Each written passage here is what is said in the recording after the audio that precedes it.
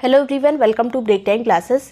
इस वीडियो में हम वर्ल्ड ज्योग्राफी के कुछ मोस्ट इंपॉर्टेंट टॉपिक कवर करेंगे, जिसमें से यूपी पीसीएस हो या आरओ का एग्ज़ाम हो, सभी में क्वेश्चन पूछे जाते हैं। 2 से 3 क्वेश्चन हर बार इसमें से आता है। तो चलिए शुरू करते हैं। और इस छोटे से वीडियो से वो सभी चीज़ें, आपका बहुत सारा जो डाउट होगा, और इसमें से चीज़ें तो इजी लगती हैं, लेकिन मैचिंग में जब आता है या फिर कोई जनजाति, यहाँ पे पहले जनजाति वाला सेक्शन हम कवर करेंगे। जनजातियों से रिलेटेड कोई अगर विशेष बात है तो स्टेटमेंट में डाल दिया जाता है, तो वो सभी चीज़ें इसमें क्लियर हो जाएंगी। यूपी पीसीएस की टेस्ट सीरीज ज्वाइन करने के लिए जो नंबर दिया है, इस पर व्हाट्सएप करके डिटेल्स ले सकते हैं, जिसमें आपको एक्सप्लेन टेस्ट सीरीज दी जाती है और जितने भी हैंड रिटन नोट्स हैं वो सभी आपको उसमें प्रोवाइड कर दिए जाएंगे। तो सबसे पहले यहाँ पर पिग्मी की बात करें। एक जनजाति, पिग्मी जनजाति, जो कि कॉन्गो बेसिन में पाई जाती है, मध्य अफ्रीका अफ्रीका महाद्वीप में बीच में एकदम पाई जाती है। कॉन्गो बेसिन में, कॉन्गो नदी के बेसिन में पाई जाती है, जो कि विषुवत रेखीय क्षेत्र है जहाँ पे बहुत घने जंगल पाए जाते हैं।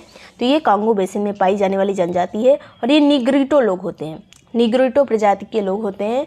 काला इनका रंग होता है, नाटे कद के होते हैं, 1 से 1.5 मीटर सिर्फ इनकी लंबाई होती है।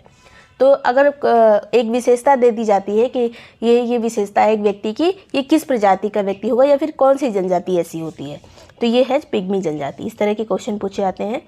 नेक्स्ट बात करेंगे बोरो जनजाति के बारे में, जो कि अमेजन बेसिन में पाई जाती है। अमेजन नदी के बेसिन में दक्षिणी अमेरिका वाले देश, मतलब क्षेत्र में पाई जाती है। और ये ब्राज़ील, पेरू और कोलंबिया में पाई जाती है। दक्षिणी अमेरिका में ये ब्राज़ील, पेरू और कोलंबिया वाले एरिया में पाई जाती है। और ये एक लड़ाकू प्रजाति के व्यक्ति होते हैं। जानवरों को तो मारते ही मारते हैं, मानव के लिए भी ये खतरनाक है। बोरो जनजाति, जो कि दक्षिणी अमेरिका में पाई जाती है, अमेजन बेसिन में। अगर देश का नाम दे दिया जाए तो ब्राज़ील, पेरू, कोलंबिया में पाई जाती है। सकाई जनजाति कहाँ पाई जाती है? तो सकाई जनजाति जो है मलाया प्रायद्वीप में पाई जाती है, मलेशिया वाले एरिया में पाई जाती है। मलाया प्रायद्वीप वाला जो एरिया है, दक्षिण पूर्वी एशिया वाला एरिया, वहाँ पर सकाई जनजाति पाई जाती है। कुछ जनजातियों की कुछ खास विशेषता नहीं होती है, इसलिए उनको सिर्फ कहाँ पाई जाती है इतना याद रखना है। जो बहुत फेमस जनजाति है उनकी विशेषता भी पूछी जाती है। अब बुशमैन जनजाति कहाँ पे है? तो ये कालाहारी मरुस्थल में पाई जाती है, जो कि दक्षिण अफ्रीका में आता है। तो कालाहारी मरुस्थल जो है दक्षिणी अफ्रीका में है, बोत्सवाना में है, नामीबिया में है। तो ये जो है दक्षिणी अफ्रीका और लेसोथो वाले एरिया में कालाहारी मरुस्थल में पाई जाती है बुशमैन जनजाति। सीधे सीधे कालाहारी मरुस्थल ही लिखा होता है। बुशमैन जनजाति दक्षिण अफ्रीका में कालाहारी मरुस्थल में पाई जाती है। और ये सर्वभक्षी टाइप की जो जनजाति है, ये मतलब सब कुछ खाती पीती है। और ये जो है दीमक को भी खाती है। दीमक को बुशमैन का चावल कहा जाता है। दीमक को किस तरह से ये लोग यूज़ करते हैं? तो चावल की तरह, मतलब इतना ज़्यादा खाते हैं कि चावल कहा जाता है दीमक को, बुशमैन जनजाति का। आगे बात करेंगे बद्दू जनजाति। इसी तरह की एक होती है वेद्दा जनजाति, जो आगे अभी हम देखेंगे।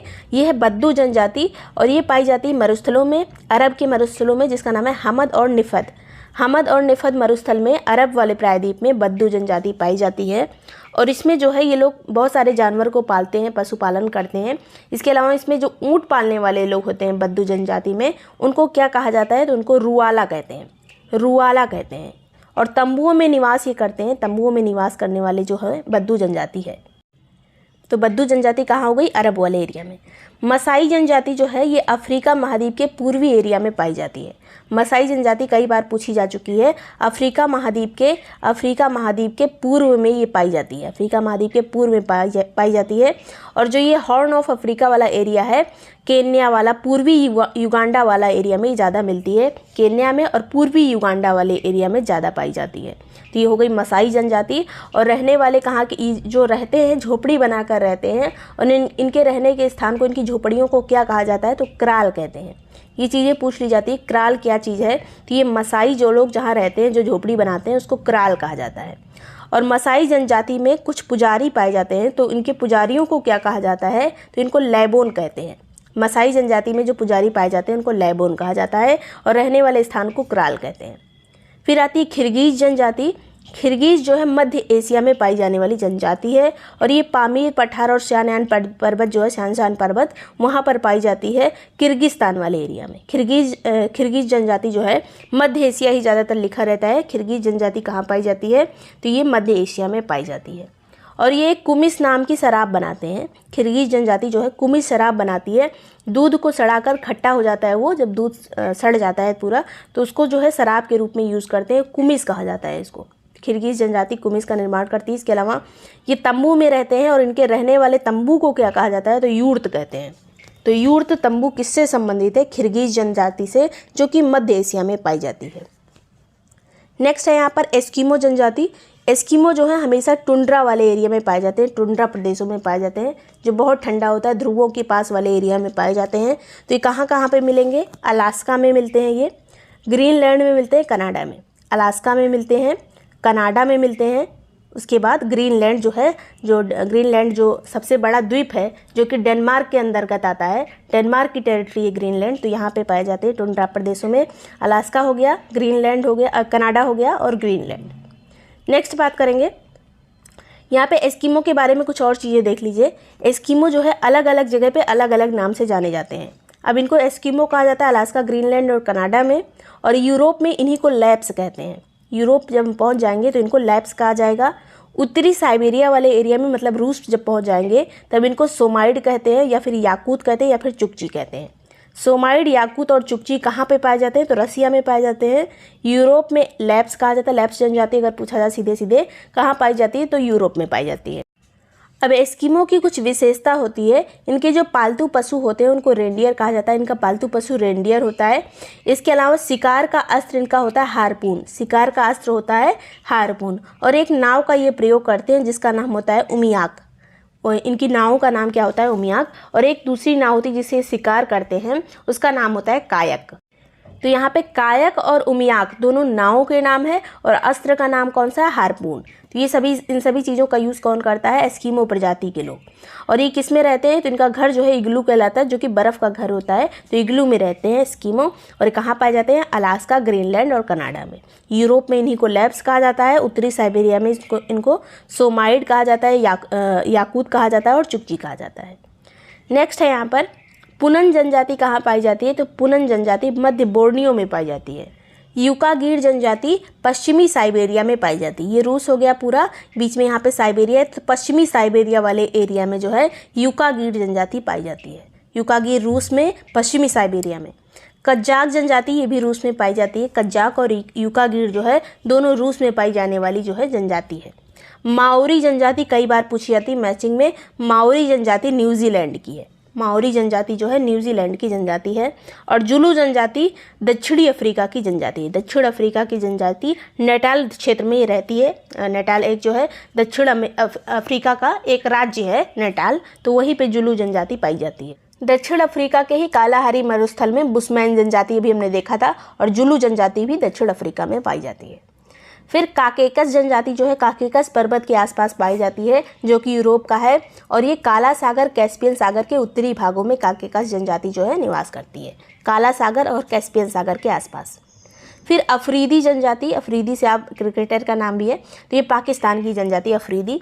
फिर यूपिक जनजाति कहाँ पाई जाती है, तो पश्चिमी अलास्का और पूर्वी रूस। यूपिक जनजाति कहाँ पाई जाती है, तो ये अलास्का का एरिया हो गया, बीच में प्रशांत महासागर हो गया, और ये हो गया रसिया। तो ये कहाँ पाई जाएगी यूपिक जनजाति, पश्चिमी अलास्का में, मतलब इधर वाले अलास्का में पाई जाती है, और यहाँ पे प्रशांत महासागर है पूर्वी रूस में, ये वाले एरिया में और ये वाले एरिया में पाई जाती है। पूर्वी रूस और पश्चिमी अलास्का में पाई जाती है यूपिक जनजाति। अभी हमने और देखा था अलास्का में, कनाडा में और ग्रीनलैंड में कौन सी जनजाति पाई जाती है, तो एस्किमो पाई जाती है, और ये है यूपिक। नेक्स्ट है सेमांग जनजाति, मलाया में और फिलीपींस में पाई जाती है। सेमांग बहुत बार पूछी जाती है, तो मलेशिया भी इसको लिखा मिल सकता है। सेमांग जनजाति मलेशिया में या मलाया में और फिलीपींस में पाई जाती है। एकरा जनजाति जो है ये विलुप्त प्राय जनजाति है, और ब्राज़ील में पाई जाती है। दक्षिणी अमेरिका महाद्वीप में अमेजन के जंगलों में एकरा जनजाति निवास करती है, और इनकी संख्या काफ़ी कम है। फिर है अपाचे जनजाति, अपाचे गाड़ी एक जो आती है, ये यूएसए गाड़ी वगैरह कहाँ मिलेगी ज़्यादा, यूएसए में, तो अपाचे जनजाति यूएसए की है। फिर कुंग जनजाति दक्षिण अफ्रीका की है, कालाहारी मरुस्थल में ही पाई जाती है। अभी हमने देखा था कालाहारी में बुशमैन भी पाई जाती है, दक्षिण अफ्रीका में ही जुलू जनजाति पाई जाती है, और दक्षिण अफ्रीका में ही कुंग जनजाति भी पाई जाती है। कुंग जनजाति ये भी विलुप्त प्राय जनजाति है, कुंग। हाजदा जनजाति ये भी विलुप्त प्राय जनजाति जो कि तंजानिया में पाई जाती है। अफ्रीका में तंजानिया में पाई जाती है हाजदा जनजाति। तंजानिया में ही एक पर्वत है जिसका क्या नाम है, किलिमंजारो, जो कि अफ्रीका महाद्वीप का सबसे ऊंचा पर्वत है। मतलब पर्वत शिखर है। नेक्स्ट बात करेंगे वेदा की बात करें तो वेदा जनजाति श्रीलंका में पाई जाती है। अभी हमने देखा था बद्दू जनजाति जो कि अरब में पाई जाती है, अरब प्रायद्वीप में, और वेदा जनजाति जो है श्रीलंका में पाई जाती है। एटाज जनजाति फिलीपींस में पाई जाती है। एटाज जो है ये फिलीपींस में पाई जाती है। सेमांग भी मलेशिया और फिलीपींस में पाई जाती है। फिर आती है टोडा जनजाति जो कि इंडिया की है, नीलगिरी पर्वतों में पाई जाती है। दक्षिणी भारत वाले एरिया में टोडा जनजाति नीलगिरी पर्वतों पे पाई जाती है। फिर बोअर जनजाति जो है, बोअर दक्षिण अफ्रीका में है बोअर जनजाति, और ऑरेंज फ्री जो स्टेट है वहाँ पर पाई जाती है बोअर जनजाति दक्षिण अफ्रीका में। फिर कुर्द जनजाति जो है ये कुर्दिस्तान वाले एरिया में, ईरान, इराक, अर्मेनिया वाले एरिया में कुर्द जनजाति पाई जाती है, ईरान, इराक और अर्मेनिया। फिर लाई जनजाति, बहुत बार लाई जनजाति पूछी जाती है, ये म्यांमार की जनजाति है लाई जनजाति। फुलानी जनजाति उत्तरी नाइजीरिया वाले एरिया में पाई जाती है, फुलानी जनजाति। फिर आती है फेल्लाह जनजाति जो कि कृषक प्रकार की जनजाति नील घाटी एरिया में मिस्र में पाई जाती है, फेल्लाह जनजाति मिस्र में पाई जाती है। फिर इन्यूट जनजाति उत्तरी अमेरिका में पाई जाती है, इन्यूट जो है उत्तरी अमेरिका में पाई जाती है, और ये एस्किमो जो है, एस्किमोज जो रहते हैं उत्तरी अमेरिका में उन्हीं को इन्यूट भी कहा जाता है। नेक्स्ट बात करेंगे यहाँ पर हाउसा जनजाति नाइजीरिया में पाई जाती है, हाउसा नाइजीरिया में पाई जाने वाली जनजाति है। तो इतनी जनजातियाँ इंपॉर्टेंट थी, इन्हीं में से क्वेश्चन पूछा जाता है और हर बार पूछा जाता है। नेक्स्ट बात करेंगे नदियों के किनारे जो प्रमुख शहर बसे हुए हैं उन शहरों के नाम और वो किस नदी के किनारे बसे हुए हैं। तो शहर जो है काहिरा जो है कहाँ पर है, काहिरा मिस्र की राजधानी है और ये नील नदी के किनारे है। काहिरा जो है नील नदी के किनारे है। पाकिस्तान का लाहौर जो है रावी नदी के किनारे है। अभी आगे हम कराची भी देखेंगे, लाहौर कराची दोनों पूछा जाता है। कराची सिंधु के किनारे है और लाहौर जो है रावी के किनारे है। फिर बगदाद जो है जो कि इराक का है, बगदाद टिग्रिस नदी के किनारे है, बगदाद जो है टिग्रिस नदी के किनारे है। वारसा जो है पोलैंड की राजधानी वारसा, ये विस्चुला नदी के किनारे है, वारसा विस्चुला नदी के किनारे है। अब डेन्यूब के किनारे 5 राजधानियाँ आती हैं, तो सर्बिया की राजधानी बेलग्रेड जो है ये डेन्यूब के किनारे है। हंगरी की राजधानी बुडापेस्ट डेन्यूब के किनारे है। ऑस्ट्रिया की राजधानी वियना डेन्यूब के किनारे है। स्लोवाकिया की राजधानी ब्रातिस्लावा ये भी डेन्यूब के किनारे है। और रोमानिया की राजधानी बुखारेस्ट ये भी डेन्यूब के किनारे है। तो 5 जो राजधानियाँ हैं कौन कौन सी, बेलग्रेड, बुडापेस्ट, वियना, ब्रातिस्लावा और बुखारेस्ट, ये सभी डेन्यूब नदी के किनारे बसी हुई हैं। मतलब 5 जनजातियाँ हैं, 5 जो शहर हैं प्रमुख शहर वो डेन्यूब के किनारे हैं। फिर बात करेंगे इराक में बसरा जो है, बसरा कहाँ पर है, दजला फरात नदी के किनारे। आसवान नाम का एक डैम भी है जो कि नील नदी पर बना हुआ है। और सोन नाम का एक शहर भी है जो कि नील नदी के किनारे है। फिर आता है लिस्बन जो है पुर्तगाल की राजधानी है और ये टगस नदी के किनारे है। लिस्बन जो है पुर्तगाल की राजधानी वो टगस नदी के किनारे स्थित है।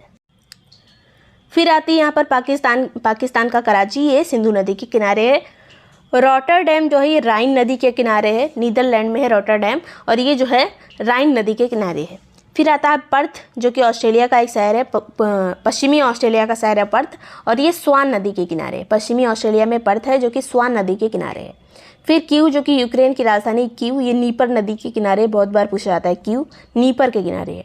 फिर क्यूबेक जो है ये सेंट लॉरेंस नदी के किनारे, कनाडा का क्यूबेक जो है सेंट लॉरेंस के किनारे है।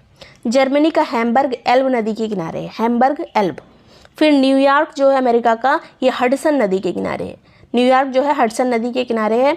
फिर लंदन थेम्स नदी के किनारे है। टोक्यो जापान का अराकाव नदी के किनारे है, अराकाव के किनारे टोक्यो। मास्को जो है मास्कोवा नदी के किनारे है। फिर कराकस जो कि वेनेजुएला की राजधानी है कराकस, ये ओरिनिको नदी के किनारे है।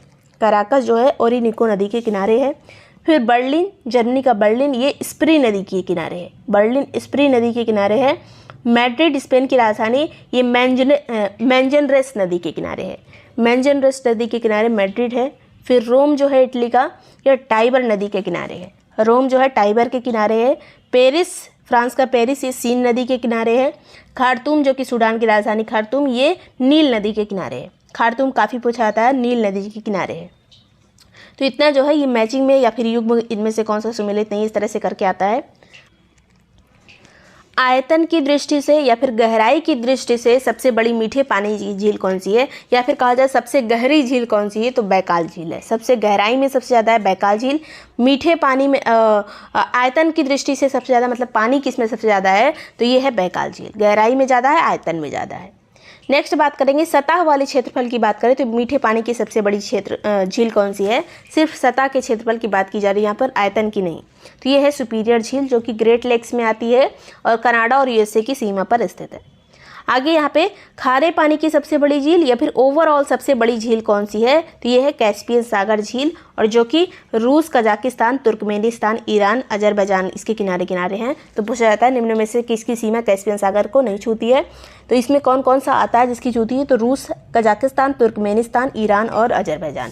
सब में लास्ट में ना आता है रूस के अलावा। नेक्स्ट यहाँ पे उज्बेकिस्तान नहीं है, याद रखिएगा।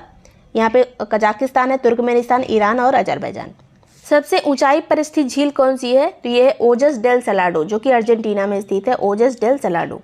सबसे ऊंचाई पर स्थित नौकागम्य झील कौन सी है, जहाँ पे नाव चलाई जा सकती है, तो ये है टिटिकाका झील, जो कि पेरू और बोलिविया की सीमा पर स्थित है, दक्षिण अमेरिका वाले देश मतलब महाद्वीप में। नौकागम्य सबसे ऊंचाई पर स्थित झील कौन सी है, टिटिकाका, पेरू और बोलिविया की सीमा पर स्थित है। अब महाद्वीप के तरह से बात करते हैं, एक तरफ महाद्वीप, एक तरफ सबसे बड़ी झील। तो एशिया की सबसे बड़ी झील कैस्पियन सागर है, ओवरऑल भी सबसे बड़ी है। अफ्रीका की सबसे बड़ी झील विक्टोरिया है, जो कि तंजानिया, युगांडा और केन्या की सीमा पे लगती है, मतलब बीच में स्थित है। विक्टोरिया झील अफ्रीका की सबसे बड़ी झील। किसकी सीमा इसकी टच करती है, तो तंजानिया, युगांडा और केन्या। ऑस्ट्रेलिया की सबसे बड़ी झील आयर झील है, जो कि दक्षिण ऑस्ट्रेलिया में स्थित है। यूरोप की सबसे बड़ी झील लेगोडा झील है, जो कि रूस में स्थित है। रूस में वो वाला पार्ट जो कि यूरोप में आता है। फिर उत्तरी अमेरिका की सबसे बड़ी सुपीरियर है, जो कि कनाडा और अमेरिका की सीमा पर स्थित है। दक्षिण अमेरिका की सबसे बड़ी झील जो है टिटिकाका लेक है, जो कि सबसे ऊंचाई पर स्थित भी झील, सबसे ऊंचाई पर स्थित नौकागम्य झील है टिटिकाका। इसके अलावा दक्षिणी अमेरिका की सबसे बड़ी झील भी है। वैसे अगर पूछा जाए कि सबसे ऊंचाई पर स्थित, तो ओजस डेल सलाडो है। नौकागम्य सबसे ऊंचाई पर स्थित टिटिकाका है। अंटार्कटिका की सबसे बड़ी झील कौन सी है, तो वोस्टोक झील है। इसके अलावा ग्रेट लेक्स के बारे में पूछा जाता है, जो 5 लेक्स हैं कनाडा और अमेरिका में। तो सबसे पहले यहाँ पर पश्चिम से पूरब शुरू करेंगे। पहले सुपीरियर आती है यूएसए और कनाडा की सीमा पर, फिर मिशिगन आती है। मिशिगन जो है 5 लेक्स में सिर्फ मिशिगन ऐसी है जो पूरी तरह से यूएसए में है, बाकी यूएसए और कनाडा की सीमा पर है। तो सुपीरियर, मिशिगन, ह्यूरन, इरी और ओंटारियो। तो मिशिगन को छोड़ के सभी सीमा पर हैं कनाडा और अमेरिका की। नेक्स्ट बात करते हैं यहाँ पर कुछ झील और उसके किनारे जो शहर बसे हुए हैं। तो सुपीरियर झील के किनारे यूएसए का डुलुथ शहर है, डुलुथ। इसके अलावा कनाडा का थंडर बे भी है। डुलुथ और थंडर बे जो है सुपीरियर के किनारे हैं। मिशिगन के किनारे शिकागो है यूएसए का। ह्यूरन के किनारे लवास और केसविल्ले है यूएसए का। इरी झील के किनारे बफेलो शहर है यूएसए का, और टोलेडो शहर है यूएसए का ही। बफेलो और टोलेडो जो है इरी नदी के किनारे, इरी झील के किनारे हैं। फिर ओंटारियो झील के किनारे टोरंटो है और हैमिल्टन है कनाडा का। ओंटारियो के किनारे टोरंटो, हैमिल्टन दोनों में टाटा आता है और ओंटारियो के किनारे है, और ये दोनों शहर कहाँ के हैं, कनाडा के। कनाडा की झीलें जो हैं उत्तर से दक्षिण ये भी पूछी जाती हैं। अभी तक हमने अमेरिका और कनाडा की सीमा पर जो ग्रेट लेक्स थी उनको देखा। अब कनाडा की कुछ झीलें उत्तर से दक्षिण। तो पहले ग्रेट बियर आती है, फिर ग्रेट स्लेव आती है, फिर अथावस्का, रेंडियर और Winnipeg. Great Bear, Great Slave, Athabasca, Reindeer और विनिपेग। तो ये सभी इसी में सबसे उत्तरी कौन सी है यहाँ पर, तो ग्रेट बियर है। सबसे दक्षिणी विनिपेग है।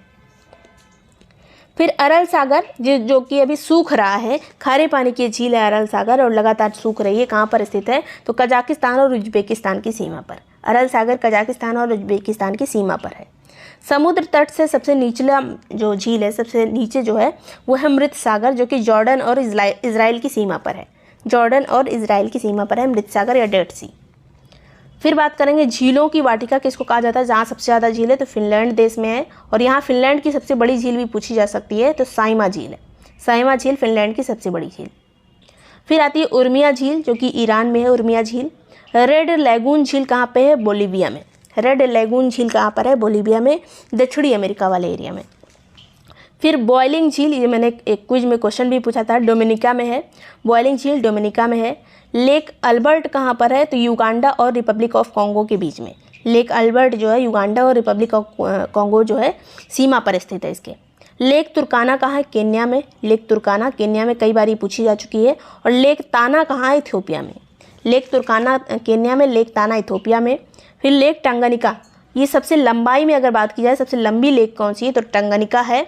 और गहराई में बात की जाए तो सेकंड नंबर पे आती है टंगानिका, बैकाल के बाद। बैकाल रूस में है, टंगानिका कहाँ पे है तो ये जाम्बिया और रिपब्लिक ऑफ कॉन्गो की सीमा पर स्थित है। जाम्बिया और रिपब्लिक ऑफ कॉन्गो की सीमा पर, ये जाम्बिया लिखा हुआ है।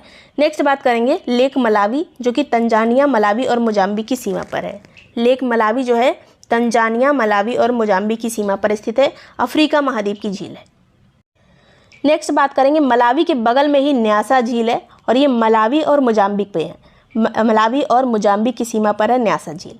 लेक चाड, ये लेक चाड से कौन कौन से देश की सीमा लगती है कई बार पूछा गया है, तो ये चाड देश की, नाइजीरिया की, नाइजर की और कैमरून की। चाड, नाइजीरिया, नाइजर, कैमरून। फिर लेक बालखस जो है ये कजाकिस्तान में है, लेक बालखस। फिर ओनेगा झील, रशिया की झील है ओनेगा झील। रुडोल्फ झील केन्या की है, रुडोल्फ झील जो है केन्या की है। इसके अलावा भी हमने एक और झील देखा था यहाँ पर, तुर्काना झील, ये भी केन्या की है। तो रुडोल्फ और तुर्काना जो है केन्या की झीलें हैं। तो इतनी चीज़ें इंपॉर्टेंट हैं, अक्सर एग्जाम में पूछी जाती हैं। वीडियो पसंद आया, यूज़फुल लगा हो तो लाइक और सब्सक्राइब कर लीजिएगा। यूपीपीसीएस की टेस्ट सीरीज़ वाला ग्रुप ज्वाइन करने के लिए जो नंबर दिया है उस पर व्हाट्सएप करके डिटेल्स ले सकते हैं, जिसमें आपको सभी हैंड रिटेन नोट्स वगैरह सब कुछ प्रोवाइड हो जाएगा। Thank you so much for watching break time classes.